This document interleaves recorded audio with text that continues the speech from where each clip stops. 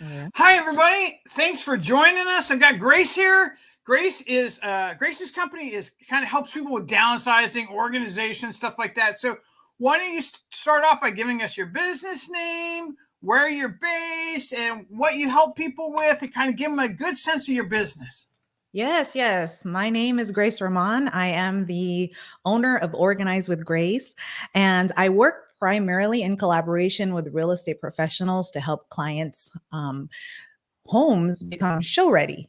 So Oh, I help them decide what to keep and what to discard so that also the plus side is in their upcoming move, it runs smoother because they have less stuff, without the burden of too much stuff. They can easily move and transition into that next home or, next phase in life.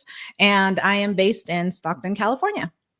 okay, but you do come up to Sacramento and all the other outlying areas, right? Like I we're in now Sacramento, but we go to Stockton too, no problem. Yes, Yeah. right now I have an upcoming project in Valley Springs, and then also in where am I? With Woodbridge, so it's a little bit closer to us. But I go as far down even as like Modesto. So Okay, yep. great. Sounds like a similar region for us. So perfect for us. Now, Grace had me on her podcast where I was talking about my hoarding book and how we buy houses when people can't, and how to help people deal with the hoard. So she's kind of like a vast knowledge. So we're going to kind of go right only into downsizing in this one because we Yeah. could talk forever, right, Grace? Yes, Yeah. we can. And we had such a good conversation. That was so cool. We did. Yeah. So if you haven't, at the end, she'll give you your website. Check out her podcast. She has lots of great information and lots of great speakers. So first of all, why do you think downsizing has such a bad rap? Well, the negative perceptions are due to some various reasons. I want to focus on two real quick. One is emotional attachments. So none of us are immune to it. We all develop some type of emotional attachment to our belongings.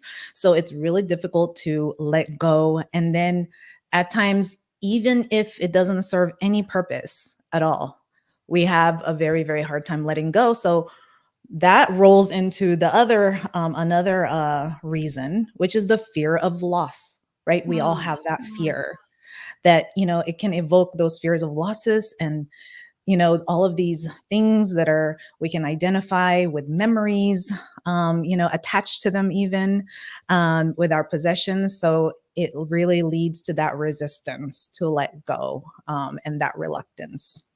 So those are Yeah. major things that people really struggle with when it comes to downsizing, therefore giving it kind of a negative rap, bad rap. Cool. So how do we begin to see downsizing as kind of a positive step, a new beginning kind of step? How do we get our human minds around that? Yeah. You're right on that as a positive step because definitely mindset, the way we see it, the way we perceive it. And step one would be focusing on we touched on this during the podcast, focusing on what's on the other side, focusing on the freedom that it will bring you. So simplifying, decluttering, it really allows us to, this is what I've heard from a lot of my clients. Like I feel like I can see more of my future. This is not the end. I've got a book to publish, I've got whatever great things that they want to do. And so also is just like our title, embracing that change. It's tough, it's a positive change, instead of a loss, because even with the name itself, downsizing, it's like you're like your level of quality of life is going down, kind of thing. But that's not true at all. It's really change. It's another season. And that's all really there is to it. So that would be two ways to start. Now, when I think of all the things, okay. Now, one of the things is when I'm thinking about downsizing, right? I think, okay, and I run into this a lot out there. Okay, well, let me sell my stuff because, I put a lot of money. I paid for stuff. It's valuable. So I want to sell it all for good money. I want to get my money back. So if even if it takes a little while. Is that true? It depends. It depends. It depends on market demand. You know, do is this are these items really something that people are searching for?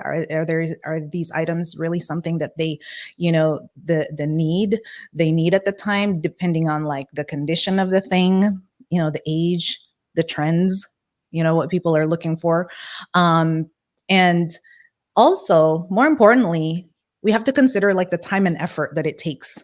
The time and effort that it takes to take pictures of that thing, list it, and then meet people, and then, meet people you don't know who they are, but you'll meet them wherever, and how much you're really if you try to measure like the amount of time and effort that you're putting into something that may just simply sell for less than, I don't know, $20.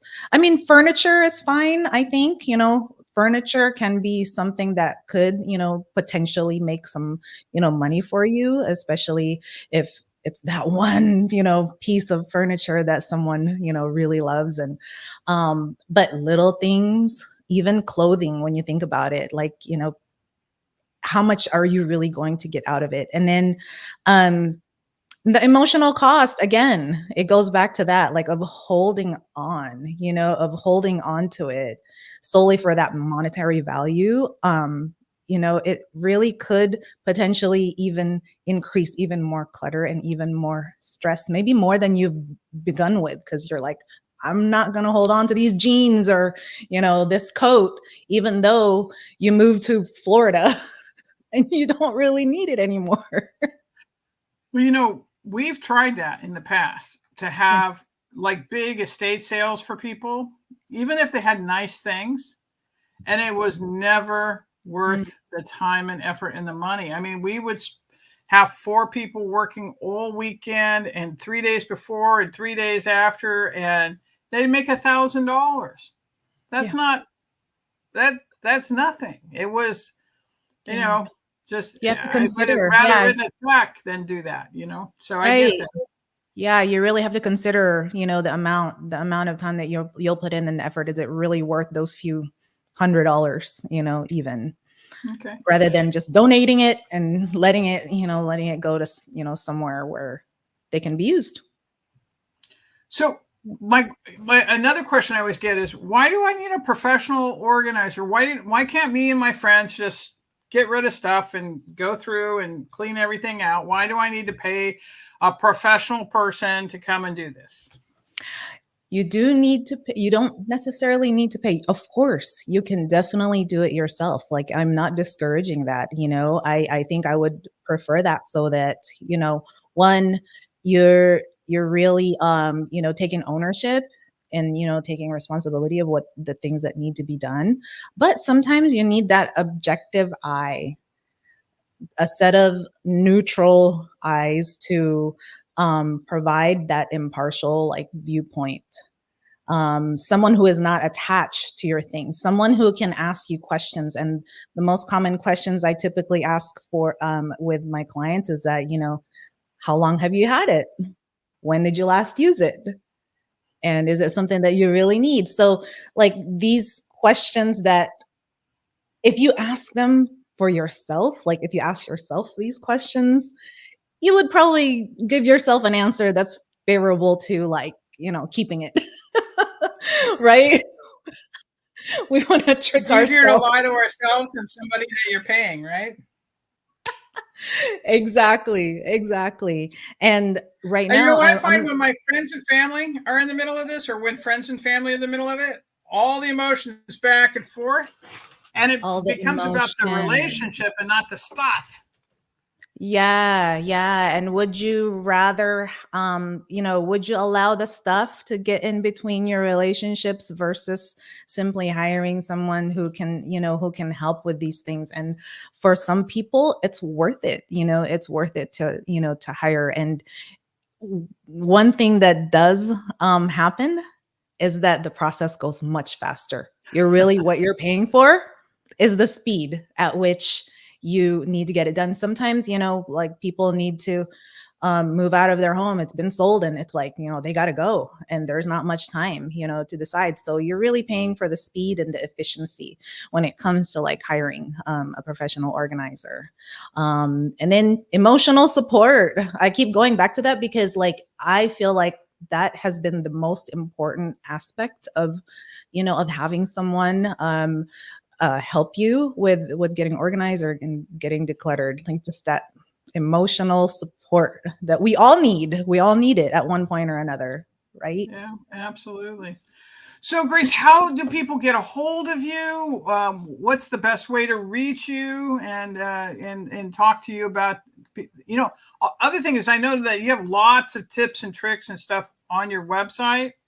Yes. And I know that when you're working with people, you can give them a lot of storage and organizational tips too. It's cluttered mind, not a cluttered place, right? So yeah, definitely. You can definitely go to my website, www.organizewithgrace.com. It's right there, and you can connect with me there. I do have a checklist of, if you have no idea where to start, I have a checklist of items that you can easily declutter that you may not even be emotionally attached to, and you just need these things to get started, like the items in your garage. Like, how attached are we really with our items in the garage? So grab that. And also you can play the podcast episodes through the website. So please feel free to come on and visit, and would love to connect with you through my website and through my podcast, and also great. on Instagram. And Instagram, right? You're all over Instagram. That's how we met. That's exactly how we met. And also, those of you who are professionals out there, real estate agents, placement agents, you guys, like just like us, where we're buying houses for cash, run into issues where people need these kinds of services, and sometimes they can stay where they are. They don't really need to sell; they just need some help. They can, exactly. Or they're put. getting ready to move into a smaller space, right? Yep. And they need help. Yeah. So please feel free. It was so great talking with you, Grace. We really appreciate you coming out, being on the Facebook Live. And all of you, thank you for joining us. We really appreciate you guys for tuning in. Hopefully, we're providing a lot of value. Bye.